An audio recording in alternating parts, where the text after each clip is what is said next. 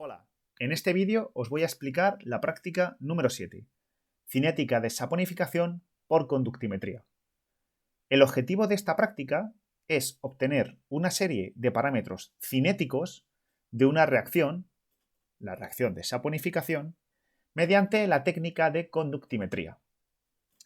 La reacción de estudio que vamos a tener en esta práctica es la reacción de saponificación del acetato de etilo, que es un éster, mediante el uso de hidróxido sódico, formando un jabón. Durante la reacción vamos a hacer un seguimiento de las especies que se están consumiendo y produciendo a través de la conductimetría. Por eso es importante que las especies implicadas estén cargadas. Bien, la reacción que vamos a estudiar es la reacción de saponificación.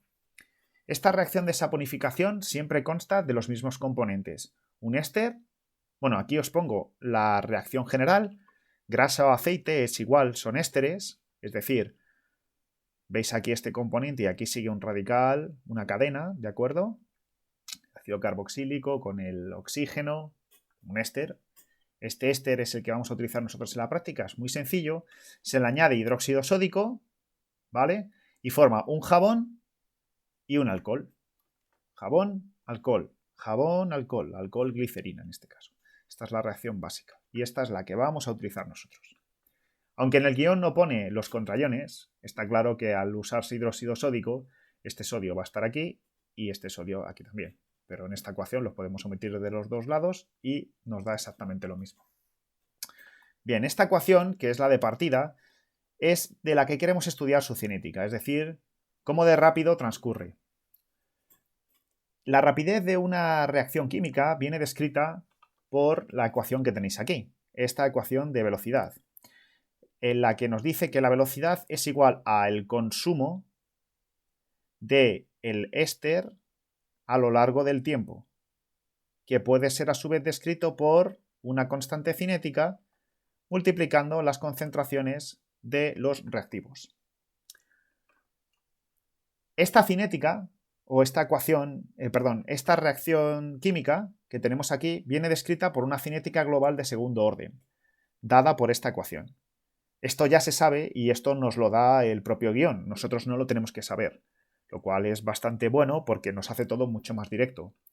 Nos describen, nos dicen que tenemos que utilizar esta reacción de aquí y nos dice su ecuación de velocidad, que es de segundo orden. Esto ya viene descrito, para llegar a esa conclusión hay que hacer otra serie de estudios que, bueno, ya están hechos y nosotros nos están dando el resultado. La ecuación química que tenemos que utilizar y su ecuación de velocidad, ¿vale? Lo que queremos obtener en esta práctica es esta constante de aquí, que es la constante de velocidad. Bien, como el determinar las concentraciones que tenemos de cada especie durante la reacción es algo bastante complicado, vamos a utilizar otra técnica. Otra técnica que se puede relacionar con esta ecuación que tenemos aquí y gracias a la cual podremos obtener la constante de velocidad. Bien, volvemos a la ecuación química que está ocurriendo. La velocidad de reacción, la ecuación que tenemos aquí.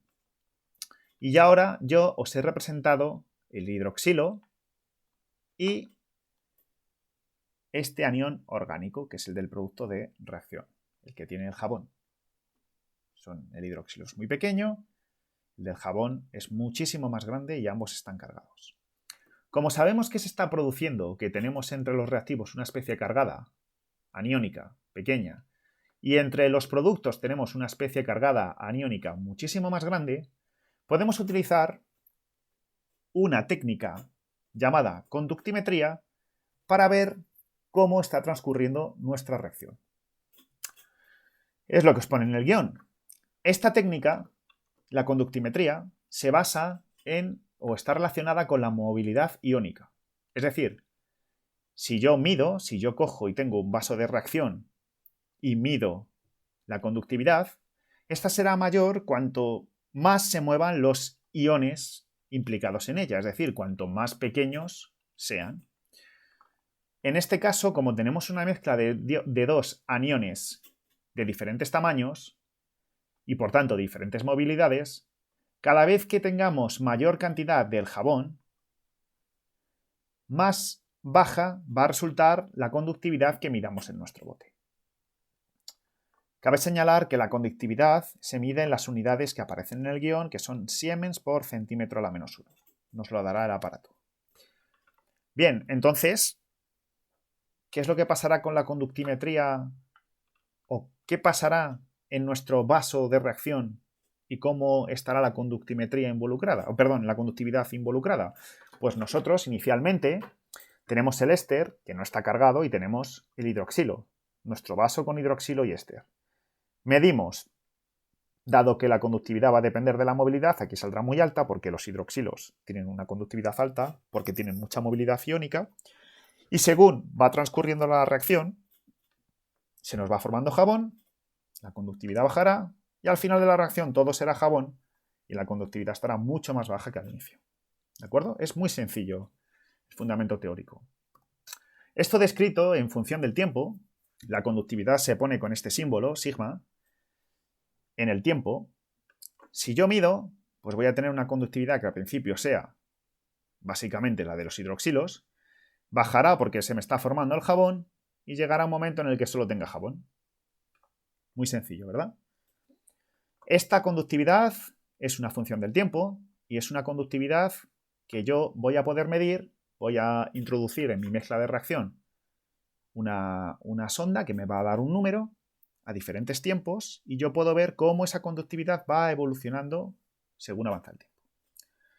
La conductividad en el tiempo inicial es la causada principalmente por los iones hidroxilos y deberá ser medido antes de que empiece la reacción, viene descrito en el procedimiento, y la conductividad infinita va a ser debida básicamente al jabón que hemos formado, el producto final de la reacción.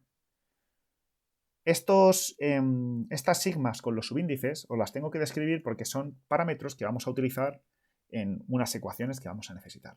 Pero creo que el concepto está bastante claro, ¿verdad? Es muy sencillo. Bien, como os he dicho o como os he descrito antes, la reacción que tenemos aquí viene descrita por esta ecuación cinética, de la cual yo quiero determinar el valor de K. Pero por sí misma yo no puedo obtenerlo. Entonces me voy a apoyar en la conductividad o en cómo evoluciona la conductividad con el tiempo para poder despejarla acá. Por relaciones matemáticas que vienen en el guión y reorganizando términos, podemos obtener que la conductividad en el tiempo es igual a toda esta expresión que tenéis aquí, en la cual está involucrada la constante cinética K. Sigma sub 0 os lo he descrito antes, sigma infinito os lo he descrito antes, este valor es el que vais a medir directamente cuando se esté produciendo la reacción, es un numerito que os da, la K no la conozco y la quiero determinar, el tiempo vamos a estar con un cronómetro midiéndolo, y la A es la concentración inicial que yo tenga de mi base, de mi hidroxilo. Si os fijáis, esto adquiere una forma de recta, en la cual yo puedo descomponer o separar términos de forma que acabe obteniendo yo pendiente y ordenada en el origen. Si yo en el Excel represento este número, será mi Y, hago esta cuenta que será mi X y yo represento los pares YX, del ajuste puedo obtener la pendiente que será esto de aquí y la ordenada en el origen que será esto de aquí. La ordenada en el origen directamente me saldrá el valor de sigma infinito y de la pendiente yo despejo y puedo obtener la constante cinética de velocidad. ¿De acuerdo? Es muy sencillo. Ahora bien, experimentalmente se nos plantea un problema que tenemos que resolver lo primero de todo, y es que queremos, o como veis, es muy importante conocer la concentración real que tenemos de nuestra base, de nuestro hidroxilo, porque aparece aquí, aparece en las ecuaciones y es muy importante porque está muy implicada en esta reacción. Entonces, un primer escollo que tenemos que salvar es obtener la concentración real que tenemos de hidroxilo. Ahora bien, como este ion hidroxilo no es un patrón primario, nos vuelve a suceder lo que nos pasaba en la práctica anterior. Es un compuesto que varía con el tiempo y aunque yo lo haya calculado previamente, pues posiblemente no sea su concentración real.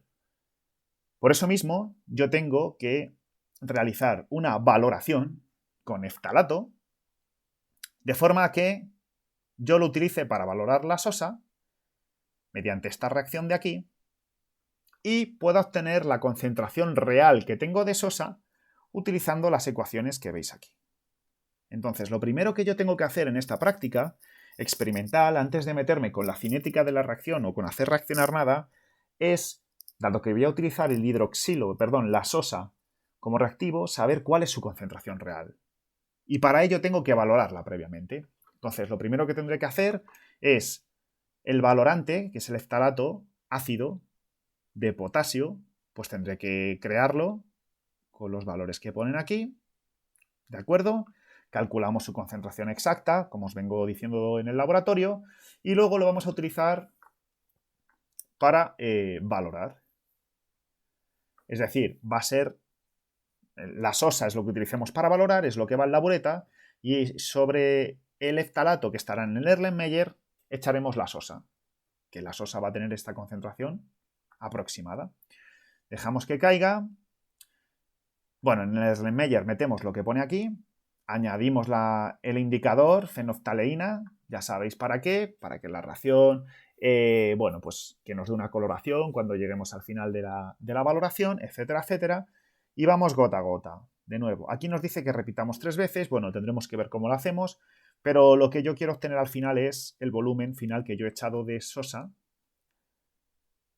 durante la valoración, y con ese volumen de sosa, si despejo la concentración, sabiendo cuánto de eftalato he echado y su concentración, puedo saber qué moles por litro tengo de ion hidroxilo. Y una vez ya lo tengo, pues como conozco la concentración inicial, ya puedo plantearme iniciar la reacción de saponificación. ¿De acuerdo? Esta es la primera parte. Bien, la segunda. Perfecto, aquí tenemos el esquema de la evolución de la conductividad. Lo primero que deberíamos medir es la primera etapa, sin que todavía se produzca reacción ninguna, de forma que podamos medir la conductividad de los hidroxilos solamente. Entonces nos dice, bueno, vamos a coger en una probeta, medimos esto, metemos la sosa, que se ha valorado, o sea, su concentración no será esta, será la que sea real, que nos ha salido con la valoración. Metemos en un vaso de precipitados y hacemos lo que pone aquí. Vale. Eso es esta parte, perdón, es solamente esta parte. Medimos, tenemos la sosa disuelta en el vaso de precipitados y medimos directamente antes de echar el acetato de etilo, que es el jabón. Es lo que está aquí marrón con la carga negativa. ¿De acuerdo? Entonces, pues mido. Y después de eso, como mi reacción es 1, 1, un acetato de etilo, 1 de sosa, me dice que exactamente utilicemos ese ratio para que la reacción no tenga ni excesos ni defectos y pueda seguir con una cinética que se adecue a la expresión cinética que hemos puesto antes, pues entonces tenemos que utilizar un ratio 1:1, es decir, tenemos que echar tanto acetato de etilo en concentración como yo sosa tenga. Entonces me dicen, bueno, como sabemos la concentración de sosa que hay, vamos a utilizar estas fórmulas para calcular cuánto volumen de acetato tendré que echar yo para que cuadre con equimolar con la sosa. Perfecto. Y una vez lo tengo, utilizo lo que me pone aquí, material que me pone aquí, y ya puedo comenzar la reacción. O sea, primera parte, medimos sin que inicie la reacción, calculo la cantidad de acetato. Perdón, el acetato no es el jabón, miento, el acetato es el éster. Perdón, ahí se me ha ido. El jabón es lo que está en marrón. El acetato es el éster, ¿de acuerdo? Entonces, primero mido sin echarle acetato, ¿vale? Y cuando ya he medido que tengo la conductividad del hidroxilo, echo el acetato de forma equimolar. Lo echo y comienza la reacción. Y en ese comienzo de la reacción, la conductividad va a variar porque se me está formando el jabón, el marrón, ¿de acuerdo? Entonces, ¿yo ahora qué tengo que hacer? Pues medir la conductividad según está avanzando la reacción. Entonces, lo hacemos todo en un vaso de precipitados, dice aquí de 500 mililitros, he hecho las cantidades que pone y yo, según los tiempos que ponen aquí, que yo creo que sí, que pueden cuadrar con los tiempos que tenemos de práctica, pues tengo que añadir, según va avanzando, introduzco en el vaso de precipitados el conductímetro, anoto la cantidad que pone, la cantidad que me da al minuto 0, al inicio, al 1, al 2, al 3, hasta el 40. Luego puedo hacer esta operación que hay aquí y luego añado, sí, hago la operación para tener estas unidades también aquí abajo. Miento, no. Esto son las unidades de aquí arriba. Aquí no debería haber una línea. O sea, solamente tendría que rellenar estos cuadrados y estos dos en realidad son... Es un bloque, un bloque, un bloque, un bloque. ¿Vale? Esta línea no tendría que aparecer. Entonces, bueno, yo la anoto, hago la operación, pongo todo lo que pone aquí y con los datos que yo tenga de conductividad y de la operación que he hecho aquí, puedo volver a la ecuación que teníamos aquí, porque si os fijáis, la primera fila es la conductividad, que es esto de aquí, que sería mi Y, y la segunda fila es que hagáis este cálculo. Pues si esto es Y y esto es X, ya tengo mis parejas, puedo irme a Excel, representar, ajustar a recta y a ver qué es lo que sale. No tendría más. Con lo que sale puedo despejar mi constante cinética y mi sigma infinito y además añadir los errores correspondientes. Esta práctica no tendría más, es muy sencilla. Experimentalmente valorar para saber la concentración exacta que tenemos de base, añadir equimolarmente la cantidad de éster necesaria, ponerlos a reaccionar y mientras está reaccionando medir la conductividad. Y con los datos que ya note de conductividad, reorganizarlo según esta ecuación y de ahí despejar la constante cinética. Es muy sencilla esta ecuación, esta práctica. A ver si os manejáis con el Excel, que para eso está el tutorial que he subido. Y no tiene mucho más. Esta es la última práctica de este bloque. Espero que hayáis aprendido y que os hayan sido útiles todo lo que hemos hecho hasta aquí. Y bueno, os deseo suerte para el examen. Nos vemos en el laboratorio.